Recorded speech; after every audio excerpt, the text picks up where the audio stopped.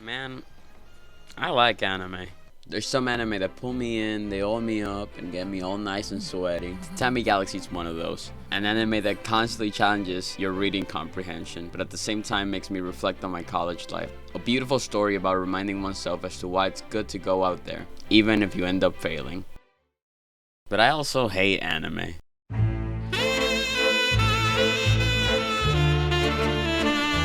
So many of these stories feel copy and paste. Every isekai that I've ever watched radiates this weird energy that will make me unable to be loved by others. I hate so many of these weird creepy tropes and these never-ending plots. I even tried ReZero.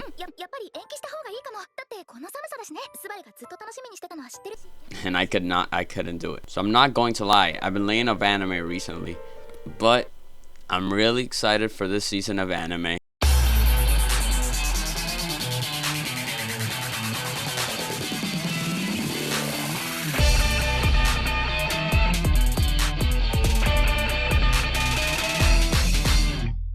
So much good anime coming out at the same time. I thought to myself, I need to see it all. I need to talk about it all. Man, cause look at this shit.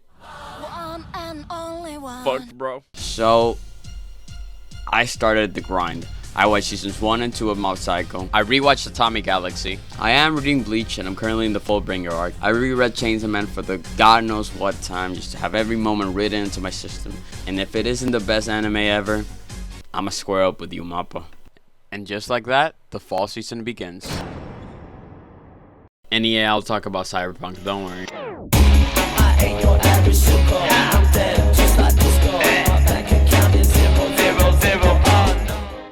Although many believe the fall season of anime starts in October, because you know, the big dogs come out then. It technically starts in September, and there's actually a good bit coming out then that's worth talking about. JoJo Part 6 Batch 2 came out, and I don't know, I didn't watch that shit. Oi!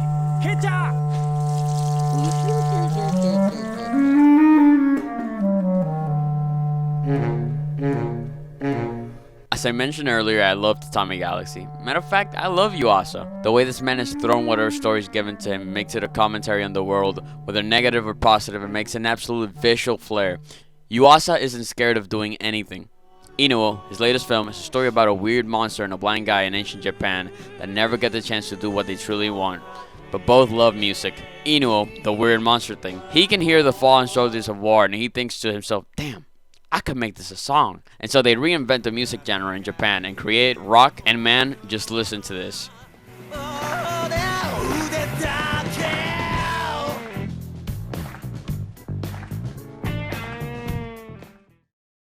Now the funny thing is, I'm talking so much about Yuasa, but this anime isn't even directed by him. Time Machine Blues is instead produced by the director of One Punch Man. And yeah, the first season. I wanted to mention this because although he is not the man himself, Natsume does a phenomenal job at replicating the essence of the cast of Tatami in this wacky adventure. Now, the story. What's the story? Well, from what has been released so far, the main character and the cast are going through it. It's hot as balls, and when they try to turn on the AC, they spill the coke on the controller, and now they have nothing to do.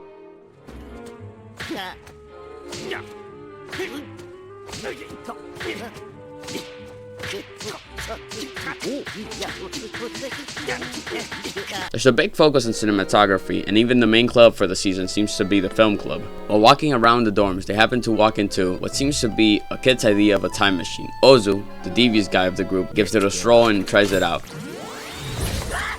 And it works. So now their plan is to go back in time and save the AC from ever being splashed by the cola. I absolutely love the concept, and the execution is done masterfully. I love every episode. It's cute and it's fun. It's not better than Tatami Galaxy, but it doesn't have to be.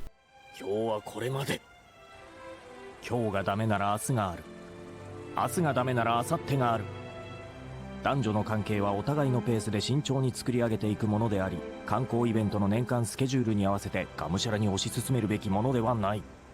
I urge you all to watch it.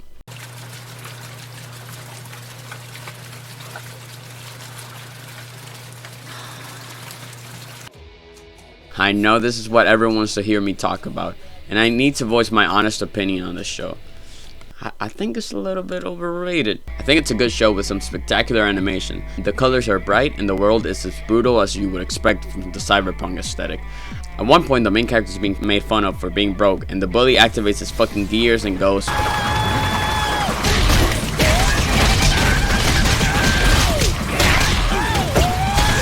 Now, I played the game way back when it came out on the PS4, and yeah, I didn't play it for that long. The game played horribly. It looked dirty and washed out on the PS4, but this anime is the complete opposite.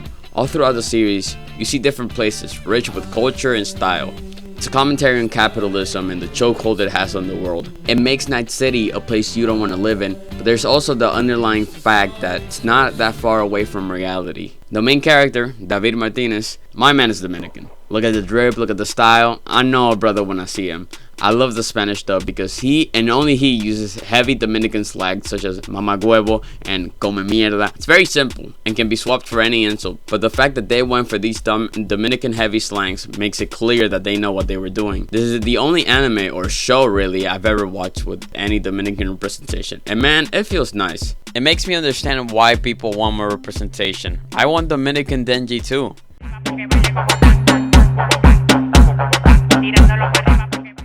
But personality-wise, he's a chill guy. His mother expects a lot from him, more than he thinks he can provide, and the story brings him to a point in which he needs to find new ways of getting income because his mother is not available to do so for reasons. The animation is spectacular, full of blood, but with all the smoothness that will keep your eyes glued to the screen. But where do my problems lie? I have to say the story. To the second or third episode, the cast expands massively. With so many characters and so little time to get to know them, these characters end up having a pretty one-dimensional archetype that is not that expanded upon. The story, reasons, doesn't give you enough time to get attached to half of these, and beloved characters such as Rebecca get nearly no focus until the last episode, in which she doesn't do a whole lot either. By episode 6, it was quite obvious how the story was going to go. I won't go into bigger detail as to what happens, but the impact of some characters that's heavily toned down when you have a pretty clear idea of what will happen.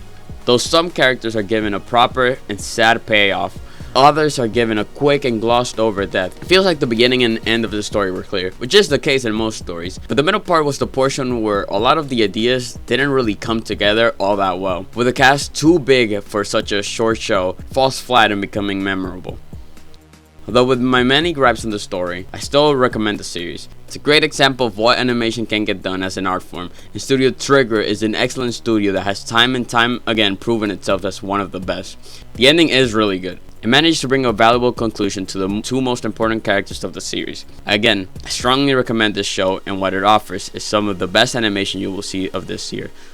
Suffice to say, I'm excited for October. We have so much good stuff coming out at the same time, and I want to talk about all of it. My plan for these videos is to talk about all these exciting stories that fill the world with anticipation of what's happening next. This is my journey to truly fall in love with anime again. I'll be ranking the anime of the week and giving a crown to my personal favorite of said week. For the month of September, I'm gonna have to give it to Cyberpunk. Even if I have my complaints, this shit is wild. It revived the game from the ground up and further established itself as one of the best produced anime around. It makes me excited to see what's next from the year and what's next from Studio Trigger too. Maybe, just maybe, I'll go back to 2077. We'll see.